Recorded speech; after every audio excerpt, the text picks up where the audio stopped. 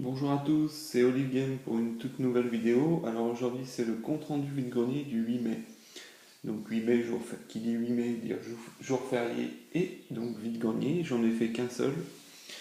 Et j'ai trouvé qu'un lot, mais un lot de 7 jeux Wii et un jeu Game Boy Advance. Alors on va démarrer tout de suite par les jeux Wii. Hop, un des jeux qui m'a fait prendre le lot, le Wario Land The Check Dimension. Alors je le connaissais pas du tout. Euh, je savais pas du tout qu'il avait existé un Wario Land sur la Wii.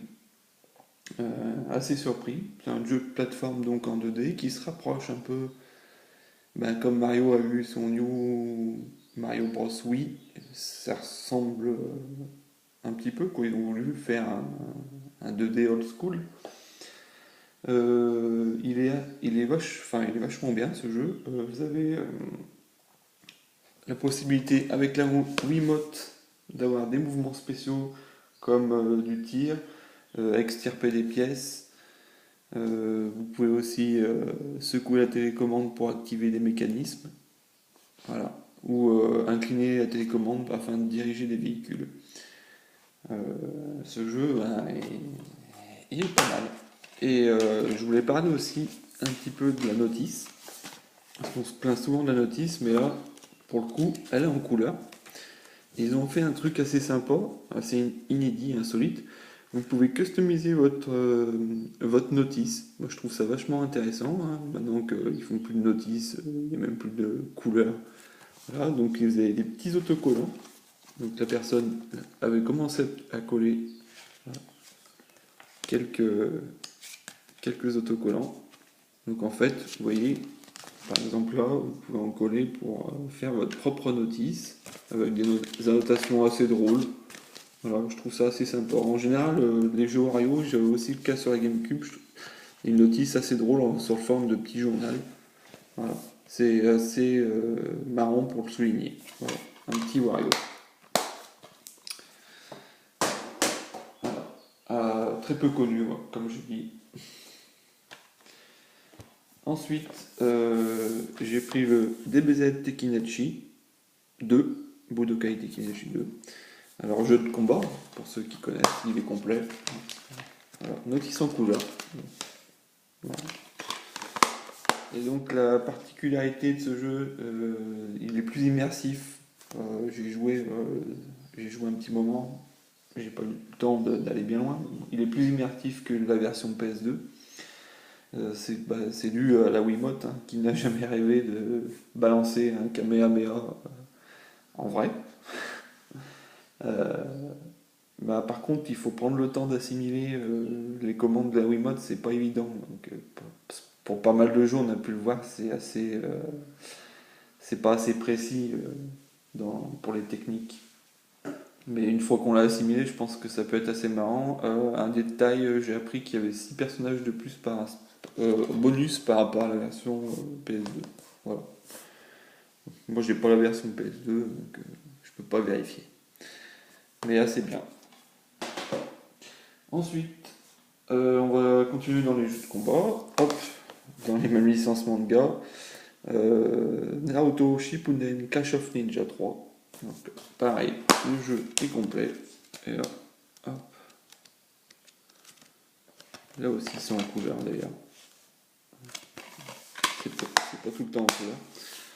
Donc ce petit jeu de combat le jeu est bon graphiquement. Moi je suis pas très fan. Comme c'était un lot, je l'ai pris. Je suis pas très fan de la série. J'ai jamais regardé pour être honnête. Par contre, ce qui est intéressant, là, vous pouvez jouer, et d'ailleurs, c'est mieux d'y jouer avec les manettes GameCube ou classiques. Donc, je trouve ça plus facile que la Wiimote. Voilà, pour les jeux de combat, c'est assez intéressant, à part pour le DBZ où ils ont rajouté des trucs, là, ils n'ont rien rajouté du tout. C'est plus intéressant de jouer à la manette. Voilà, je ne vais pas m'attarder dessus. Ensuite, un jeu Ultimate Alliance. Donc c'est un jeu d'action un peu orienté RPG puisque vous avez de l'expérience à gagner. Vous dirigez un petit groupe de super-héros. Donc on peut voir Iron Man, Captain America, le Ghost Rider. La chose dans les 4 Fantastiques, Wolverine, Thor et Spider-Man. Vous pouvez alterner les groupes pour former des groupes suivant les pouvoirs que vous voulez utiliser. C'est assez sympa, mais bien moyen. Ils ont essayé de faire un truc comme c'est un portage sur la Wii. C'est pareil de rendre un peu plus immersif, mais comme j'ai dit pour DBZ, c'est pas assez précis pour y apprécier, quoi. On déclenche un peu ces actions un peu sans le vouloir, quoi. Comme on pouvait lancer le bouclier de Captain America ou l'étoile d'araignée pour Spider-Man. Voilà. Un jeu assez moyen, malgré qu'il soit graphiquement correct, quoi. J'ai trouvé moyen. Ensuite, toujours dans la Wii, les lapins crétins chauds.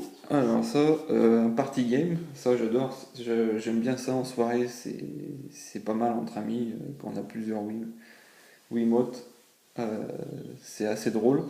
En plus là, pour le coup, ils ont fait un thème assez drôle sur le détournement ils détournent la télé, donc il y a pas mal de parodies de pubs, d'émissions comme Prison Fake ou Dance Academy. Le petit plus, donc il est complet aussi. Et vous voyez, la notice là, elle est en noir et blanc. Eh oui.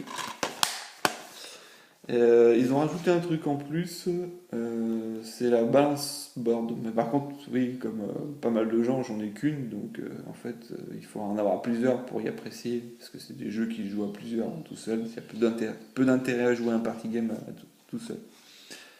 Voilà, mais un très bon jeu pour les soirées.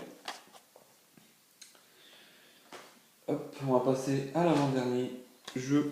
Oui, le Code Lyoko.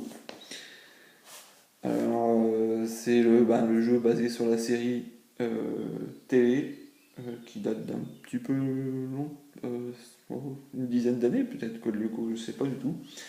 Alors ce jeu, c'est un jeu d'action plateforme. Vous pouvez incarner, par contre, c'est bien les 4 personnages du dessin animé.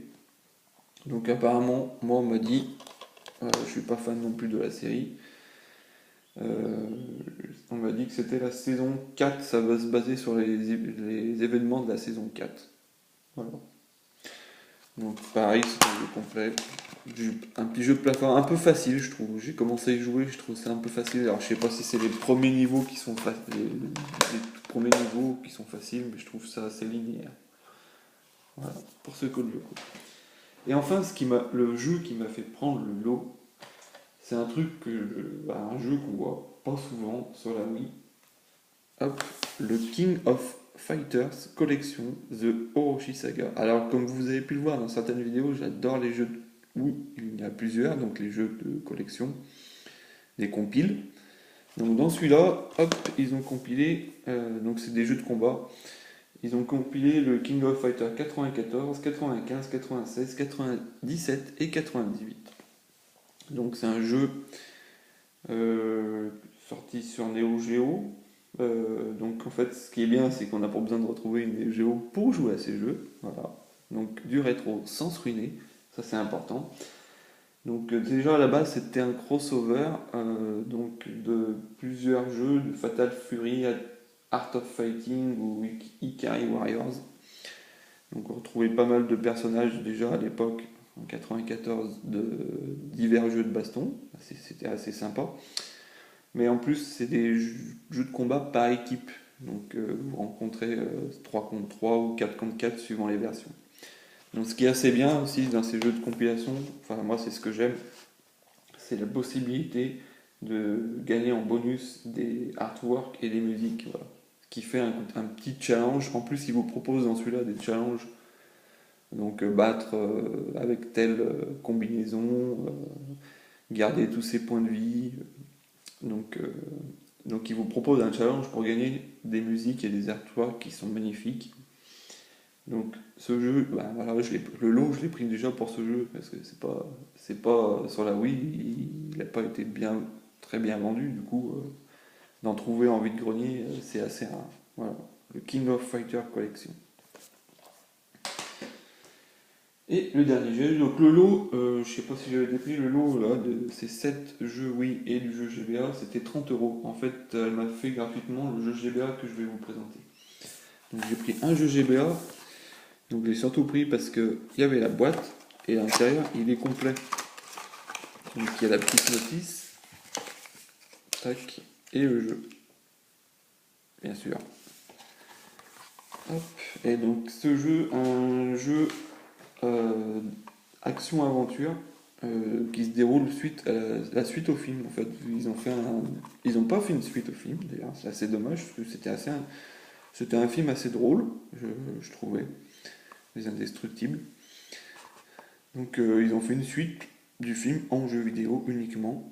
Donc où il y a un nouveau méchant, le démolisseur, et vous devez l'arrêter avec soit Monsieur Indestructible, soit Frozone. Alors dans ce jeu, on va préférer prendre Frozone, moi j'ai joué, car lui il peut lancer de la glace, et c'est un peu plus facile avec lui. Mais j'ai été assez déçu, il est trop court et facile. Mais j'ai déjà fini du coup, en peu de temps. Bon, on peut incarner les deux personnages, comme je dit, et en fait c'est tout en 2D. En fait j'étais assez déçu parce que je le possédais sur la PlayStation 2, donc il existe aussi sur GameCube. Et celui-là, je l'avais trouvé sur la PlayStation 2 assez intéressant. Donc déjà, il est en 3D. Vous allez me dire oui, parce que c'est la PlayStation 2. Mais il était plus intéressant parce que en deux joueurs, c'est un mode coopératif. Moi, je le trouvais plus fun à jouer que celui-là. J'étais assez déçu du Indestructible. Enfin bon, un jeu GBA gratuit, qui plus est en boîte. Donc on va pas cracher dessus. Et je l'ai pris, comme ça rentrera dans ma collection. Donc solo, comme je l'ai dit, 30 €. Hop, 30 €, je trouve que c'est un lot assez intéressant, notamment pour le Wario et le King of Fighter. Alors je vous dis à bientôt, peut-être à dimanche, comme il va faire beau, il y aura pas mal de vide-greniers. Et jouez bien, salut!